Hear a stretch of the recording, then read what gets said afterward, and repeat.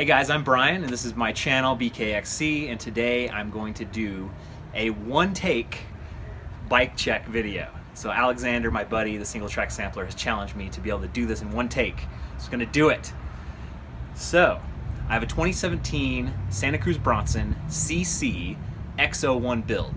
That's what I started out with, but I've got a lot of different components and different pieces on the bike that are kind of different that have basically turned this bike into the best bike I've ever ridden. I friggin' love it. I absolutely love it. When I'm riding other bikes now and doing test rides, I'm kind of like, I kind of wish I was riding my bike.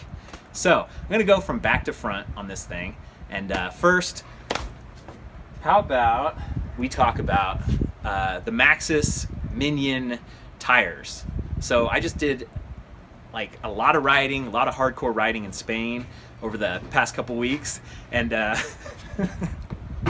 all right, we're not doing one take. So, Maxis Minion DHR, Maxis Minion DHR2 tires in the back have been absolutely fantastic. So, you've seen my Spain videos. If you haven't, just pause this video and go watch the Spain videos because the riding there is absolutely hardcore and crazy. I did not tear off one knob on all that chunk in Spain, and just super hard riding. Like every day I thought, oh man, my tires are gonna be done after this ride. My tires are gonna be done after this ride. When I get back home, I'm gonna have to buy new tires. These tires have almost 300 miles on them now, and they look pretty damn good. So I'm a Maxis man from here on out. All right, next piece of equipment, my Night Enduro carbon rims. These have been so nice as well. So I have a problem articulating a lot of things. So people always ask me, oh, are they stiff? And I have no idea if they're stiff or not. So I know they're light because I've ridden this one trail over and over and over back home in Rockville, the main Rockville climb, if you've ever done it. And the first time I rode on my bike with the carbon wheels up that, I was like, holy crap, these are light wheels. I could feel the difference immediately. So they're strong, they've taken a ton of damage. Once again, if you watch my Spain videos, you hear the rocks clanging and just the decals have been torn to shreds from all that, but the wheels have not had a problem. So I am 2 thumbs up on the Night carbon wheels. All right, we'll move on to the rear cassette and the drivetrain. So I've got a SRAM Eagle X01 setup on this bike, 12 speeds, and I've said in some of my videos that the 12 speed has kind of made me a little soft, I feel like I've used that gear, you know, we're here in Salida, Colorado, Absolute Bikes, and you take a shuttle up to the Monarch Crest, you start maybe around 11,000 feet and you have to get up to 12,000. It's kind of crazy. Like, the riding is tough, it's tough on your lungs, so I don't mind using that 12th gear. It's a good crutch to have. I love the drivetrain. It shifts so crisply. I love it. What more can you say? It shifts crisp, gets me where I need to go. There is that whole thing about the 1x having the top range, and you kind of do run out of speed sometimes where you're in your hardest gear and you're like, I could have gone a little faster if I had my 2x or 3x. Got some SRAM Guide RSC brakes. Fantastic. I've ridden a lot of different brakes here and there. These things have a great stopping power, really good. So we'll get into the cranks.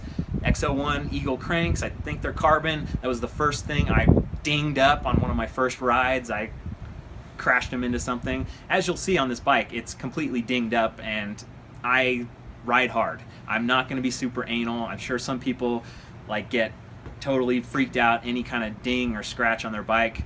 I ride hard, rocks are gonna fly. That's what the bike is for. So the carbon cranks, they're great. The #1 recommendation when you buy a new bike, if it doesn't already come with it, is to buy crank booties, the things that go over the end of the cranks, because that is one place where they just get worn out. I have race face crank booties. I think they're about $8 or so. They have different colors. I did black. The oldest piece of gear on this bike is my Shimano Xt Pedals, which just happened to be off of my bike, my old Yeti SB66, when I got stolen from my garage. So I still have my old Shimano Xt Pedals, and I love them. If they ever, you know, eventually disintegrate, I'm gonna buy Shimano Xt Pedals again. They're just that good. All right, moving up to the rear shock. I've got a Dvl Suspension Topaz, and I love it. The Dvl Suspension stuff has been fantastic. So I got about 100 miles on the RockShox Pike and the RockShox Monarch. They felt pretty good. I didn't get enough time on them to really be like, oh, they're the greatest thing ever. But now, DVO hooked me up with this suspension, and I've ridden it all over the world now in some of the friggin' gnarliest trails I've ever ridden, and I am not going back. I love the DVO stuff. I am sold 100%, and yeah, it's fantastic. Got the RockShox Reverb dropper post on there. The post performs very, very nicely. I've talked about it before. I'm not a big fan of the thumb lever, but I've moved it in a little bit so it doesn't rub up against my thumb as much. I've had a couple like big hits on my thumb from that friggin' lever that totally just make me so angry. Yes, there's a $200 kit to change that lever into a different lever. Not interested in spending $200 to switch the lever. I've got the Wtb Silverado Saddle that came with the bike, and at first I didn't really like it. I felt like it was kind of beating my butt up, but now I've put a lot of miles on it and I have not had a second thought about any kind of butt pain. So who knows? Maybe at first it was just, you gotta break it in a little bit. Moving up towards the front of the bike now, and I've got the DVO Diamond Boost fork on there, and it's fantastic. It's an adjustable suspension that can go anywhere from 150 millimeters of travel to 170 millimeters of travel. We've got it set up for 160, and like I said, DVO suspension, top notch. I'm digging it.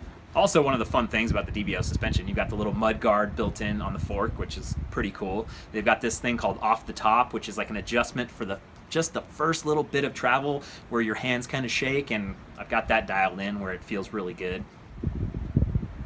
Some race face stem, Cane Creek headset, who knows? You can look that up if you're really interested.